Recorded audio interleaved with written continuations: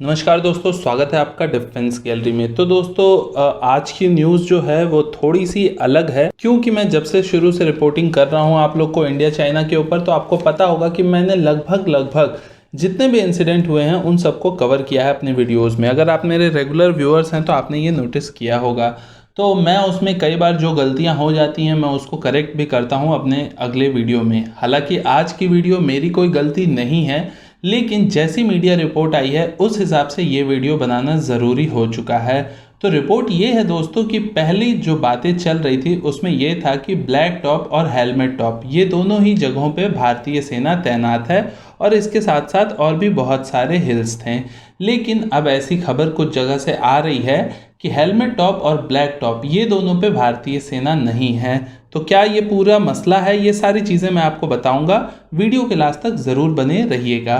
तो इसमें सबसे पहले आ जाते हैं दोस्तों कि हुआ क्या था। तो हुआ क्या था ये तो आपको पता है दोस्तों कि 29-30 अगस्त के दिन भारत ने अजूबे की तरह कुछ ऐसा काम किया जिसके थ्रू भारत ने कुछ हाइट्स को कैप्चर किया, और उसके बाद भी अक्सर कुछ दिनों तक ये न्यूज़ आती रही 29-30 अगस्त के बाद भी कि हाँ ऐसा अक्सर हुआ है। यानी कि कभी फिंगर फोर से न्यूज़ आ गई, कभी मुखपरी टॉप को लेके न्यूज़ आई, कभी ब्लैक टॉप को लेके न्यूज़ आई, और सबसे पहली जो न्यूज़ की शुरुआत हुई थी वो ब्लैक टॉप को ही लेके शुरू हुआ था।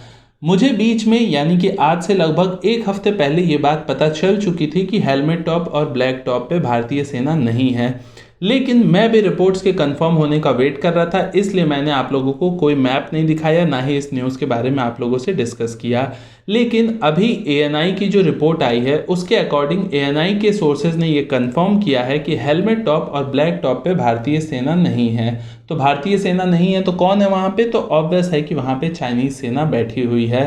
भारतीय सेना कहाँ पे है? तो जो एएनआई ने कंफर्म किया है उसमें जो बाकी हिल्स हमने पहले डिस्कस किए थे उन सारी जगह पे भारत मौजूद है, जिसमें कि 6 स्पेसिफिक जगहों का मैं अगर आपको नाम बताऊं तो उसमें है मगर हिल, गुरुंग हिल, रेकिनला, रेजांगला, मुखपरी टॉप और फिंगर फोर के पास कुछ हाइट्स को भारतीय सेना ने कैप्चर या रिकैप्चर आप कह लो किया हुआ है। तो क्या ब्लैक टॉप ना होने से हमारा बहुत बड़ा नुकसान हो गया?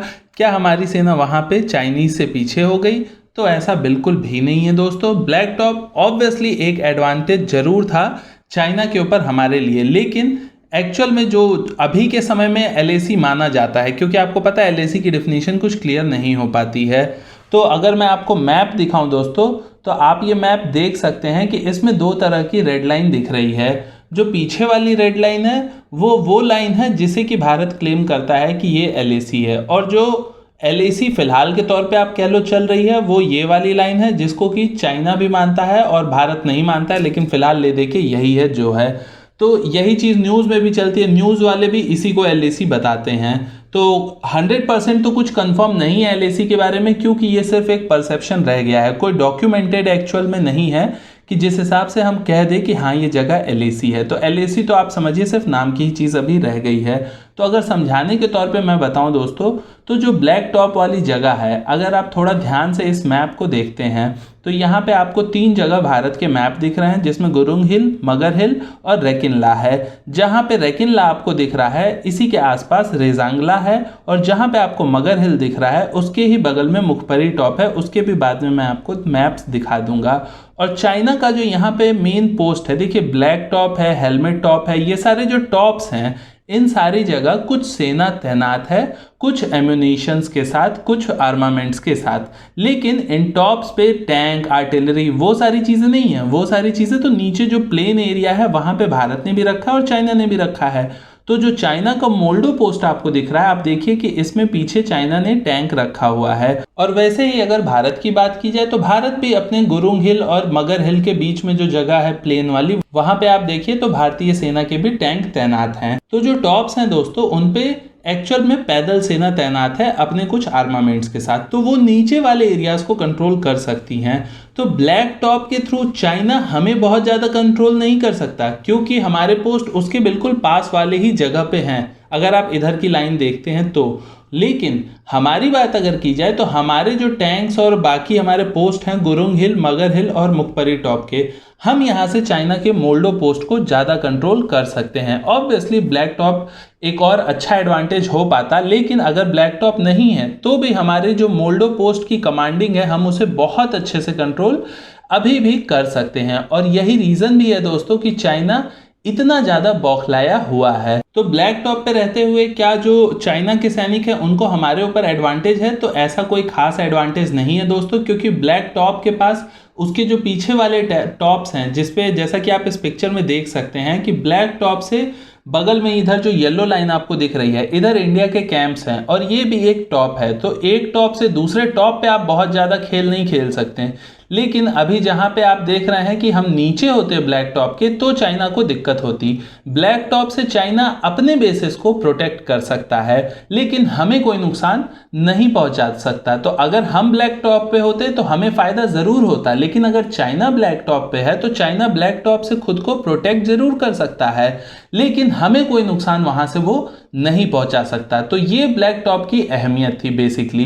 तो इसलिए चाइना के लिए वो इम्पॉर्टेंट था, और इसीलिए चाइना के लिए बाकी भी जो हिल्स हैं, जो मोल्डो पोस्ट के पास वाली जगह है, वो सब भी चाइना के लिए इसीलिए इतना ज़्यादा इम्पॉर्टेंट थे। अब अगर मैं आपको ये मैप दिखाऊं दोस्तों, तो ये देखिए कि ये गुरुंग हिल का मैप है। इस मैप को आप देख के थोड़ा सा आइडिया लग जाएगा कि बाकी जगहों पे जो इंडिया ने कैप्चर किया हुआ है उस जगह कैसी चीज़ें होंगी। ये मैप आप देखिए, ये गुरुंग हिल का मैप है। इसमें आप देख सकते हैं बीचों बीच में इंडिया के कैंप्स हैं जो कि बिल्कुल टॉप पे हैं, और जो चाइनीज़ कैंप्स हैं वो कहाँ हैं? वो वहाँ से 700 मीटर नीचे हैं, और वहाँ से वो ऊपर आएंगे। तो जब तक वो ऊपर आएंगे तो ऊपर हमारे 100 सैनिक नीचे के 1000 सैनिक को ईजिली परेशान, क्या बिल्कुल उनको धूल चटा सकते हैं, आप ये समझिए।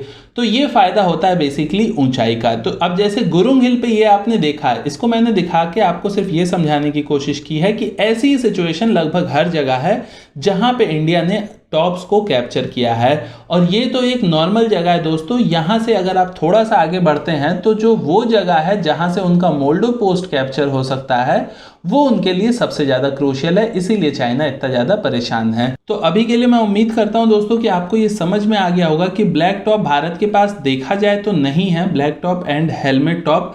लेकिन अगर भारत के पास ये टॉप्स नहीं है तो भी भारत को बहुत ज़्यादा नुकसान नहीं है। और ये मैंने आपको लॉजिकली समझाने की कोशिश की है, ऐसा नहीं है कि नहीं है तो मैं हवाई बातें कर रहा हूँ। मैंने बताया कि अगर ब्लैक टॉप पे भारत होता तो फ़ायदा बिल्कुल होता, लेकिन अगर ब्लैक टॉप पे भारत नहीं है तो भी भारत का कोई नुकसान नहीं है। हाँ, अगर हम गुरुंग हिल पे नहीं होते, हम मगर हिल पे नहीं होते, तो हमारा नुकसान हो सकता था, क्योंकि चाइना का वहाँ पे मेन पोस्ट है मोल्डो, और वहाँ से वो फिर आगे बढ़ के आसानी से अपनी कार्रवाई कर सकता था। लेकिन क्योंकि हम अब गुरुंग हिल, मगर हिल, रेकिनला और मुखपरी टॉप और साथ ही साथ फिंगर 4 वाले एरिया के पास हैं, तो उससे चाइना के ऊपर हमारा बहुत ज़्यादा कंट्रोल बढ़ चुका है। तो अभी के लिए इतना ही दोस्तों। मैं मनीष मिलता हूं आपसे किसी अगले वीडियो में। तब तक के लिए नमस्कार, जय हिंद। आप अगर नए हैं तो चैनल को सब्सक्राइब करिएगा, आगे और भी ज़्यादा इंपॉर्टेंट वीडियोज़ आपको मिलने वाले हैं। नमस्कार, जय हिंद।